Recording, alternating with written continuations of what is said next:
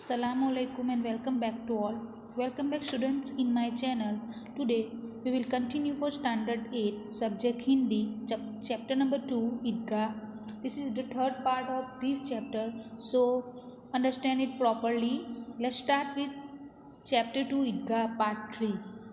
देखा कि हामिद नाम का जो लड़का है वो बहुत गरीब है और ईद के मौके पर उसे जो 3 पैसे की ईदी मिली है तो वो 3 पैसे से वो अपने लिए कुछ नहीं खरीदना चाहता, लेकिन अपनी अम्मा यानी दादी के लिए एक चिमटा खरीदना चाहता है, क्योंकि रोटियां पकाते समय जब दादी के हाथ जलते हैं तो वो हाथ जले नहीं और घर में एक उपयोगी सामान हो जाए, इसीलिए वो कुछ अपने लिए न खरीदने के बजाय दादी के लिए, अम्मा के लिए खरीदना चाहता है। मेरा बच्चा अम्मा के लिए चिमटा लाया है, कितना अच्छा लड़का है। इन लोगों के खिलौना पर कोई उन्हें दुआएं देगा? बड़ों की दुआएं सीधे अल्लाह के दरबार में पहुंचती है और तुरंत सुनी जाती है। मेरे पास पैसे नहीं है तो क्या, मैं गरीब सही, किसी से कुछ मांगने तो नहीं जाता। उसने दुकानदार से पूछा, यह चिमटा कितने का है? 6 पैसे लगेंगे, दुकानदार ने जवाब दिया। 6 पैसे लगेंगे। हामिद का दिल बैठ गया, फिर भी बोला, ठीक ठीक बताओ। ठीक ठीक 5 पैसे लगेंगे, लेना हो तो लो, नहीं तो चलते बनो। दुकानदार ने बोला कि 5 पैसे लगेंगे, लेना है तो लो, नहीं तो आगे बढ़ो। हामिद ने कलेजा मजबूत करके कहा, 3 पैसे लोगे?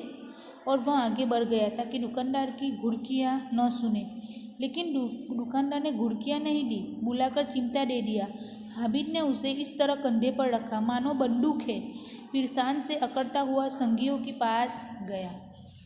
हामिद ने फिर बोला कि 3 पैसे में दोगे? तो दुकानदार वो ऐसा बोल के आगे निकलने लगा, तो दुकानदार ने उसे बुलाकर 3 पैसे लेकर चिमटा दे दिया। चिमटा लेकर वो सीधा अपने कंधे पर रखता है, वो माने उसके कंधे पर बंदूक रखी हो, इसी तरह वो तान के चल रहा है और अपने मित्र लोग हैं उसके पास पहुंच जाता है। मोहसिन ने हंसकर कहा, यह चिमटा क्यों लाया बुद्धू, इसका क्या करेगा? हामिद ने चिमटे को ज़मीन पर पटक कर कहा, जरा अपना बिस्ती तो ज़मीन पर गिराओ, सारी पसलियाँ चूर चूर हो जाए बच्चों की। जिसने जो खिलौना खरीदा था तो उसके साथ वो चिमटे को कंपेयर कर रहा है कि अपने अपने खिलौने नीचे फेंके तो सही, टूट के चूर चूर हो जाएंगे। महमूद बोला, तो यह चिमटा कोई खिलौना है? हामिद बोला, खिलौना क्यों नहीं है, अभी कंधे पर रखा बंदूक हो गई, हाथ में ले लिया फकीरों का चिमटा हो गया, चाहूँ तो इससे मंजीरे का काम ले सकता हूँ। एक चिमटा जमा दूँ तो तुम लोगों के सारे खिलौनों की जान निकल जाए। तुम्हारे खिलौने कितने ही जोर लगाए, मेरे चिमटे का बाल भी बांका नहीं कर सकते। बहादुर शेर है मेरा चिमटा। सम्मी ने खंजरी ली थी, प्रभावित होकर बोला, मेरी खंजरी से बदलोगे? 2 आने की है। तो वो सारे खिलौनों के साथ उसे कंपेयर करके बोल रहा है कि सारे खिलौनों को मेरा चिमटा अकेला ही तोड़ सकता है। जो सम्मी ने खंजरी ली थी तो वो बोल रहा है कि क्या तुम मेरी खंजरी के साथ तुम्हारा चिमटा बदलना चाहोगे? हामिद ने खंजरी की ओर उपेक्षा से देखा और बोला, मेरा चिमटा चाहे तो तुम्हारी खंजरी का पेट फाड़ डाले, बस एक चमड़े की झिल्ली लगा दी। धब धब बोलने लगी, जरा सा पानी लग जाए तो ख़त्म हो जाए। मेरा बहादुर चिमटा आग में, पानी में, आंधी में, तूफान में बराबर डटा रहेगा।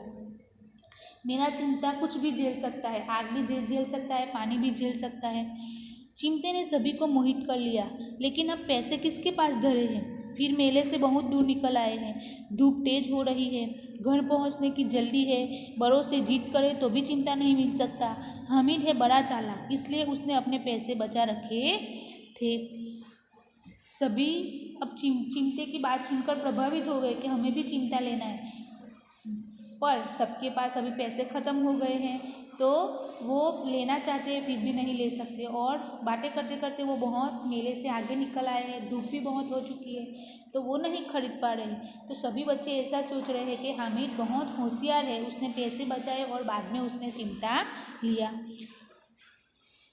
औरों ने 3-3, 4-4 आने पैसे खर्च किए पर कोई काम की चीज़ न ले सके।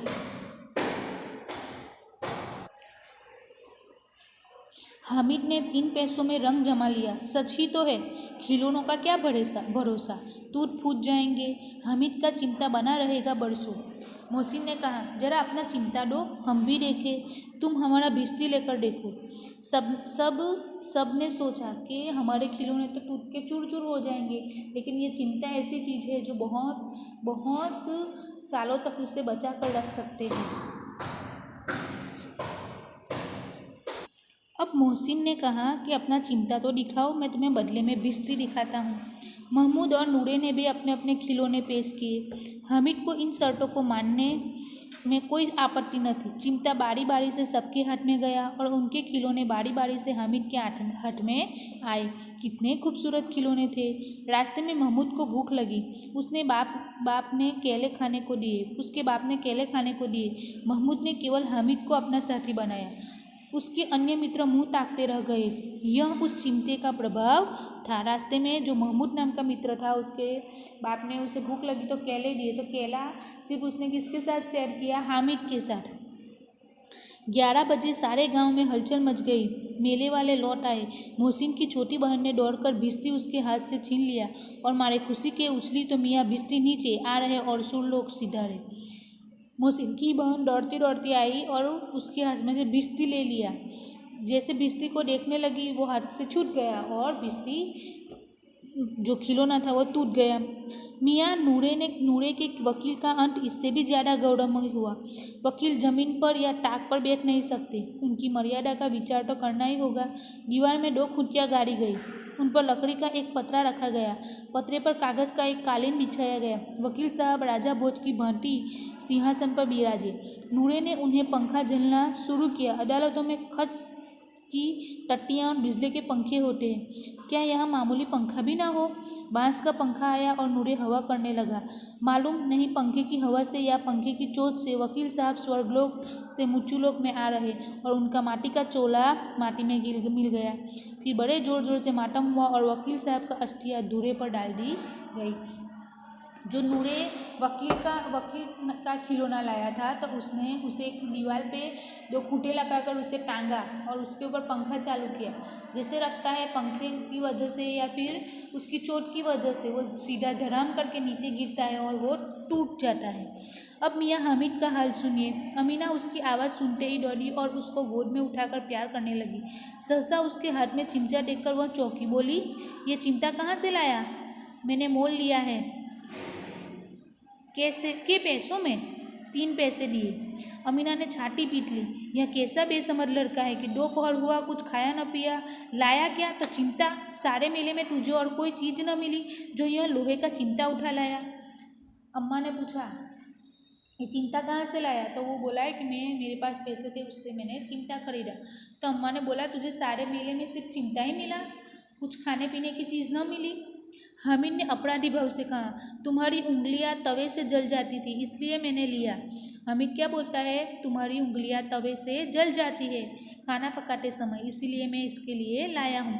बुधिया का क्रोध तुरंत स्नेह में बदल गया। बच्चे में कितना त्याग, कितना सद्भाव और कितना विवेक है। दूसरों को खिलौने लेते और मिठाई खाते देखकर इसका मन कितना ललचाया होगा। इतना जब्त इससे हुआ कैसे? अमीना का मन गदगद हो गया। वह रोने लगी। दामन फैलाकर हामिद को दुआएं देती जाती थी और उसकी आंखों से आंसू की बड़ी बड़ी बूंदें गिरती जा रही थी।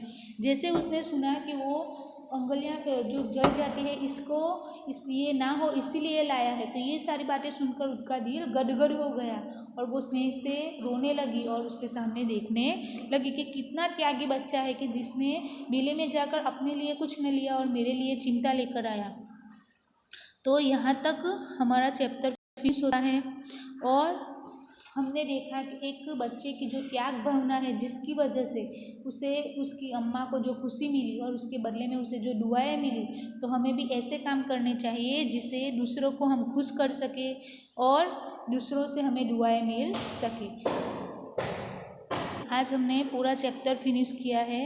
ये चैप्टर को आपको अच्छी तरह से समझना है। इंशाल्लाह उसके जो क्वेश्चन आंसर है अभ्यास और स्वाध्याय के, उसका मैं आपको PDF भेजूँगी और वह PDF ऐसे आपको उसे नोटबुक में नीट और क्लीन हैंड राइटिंग में लिखना है।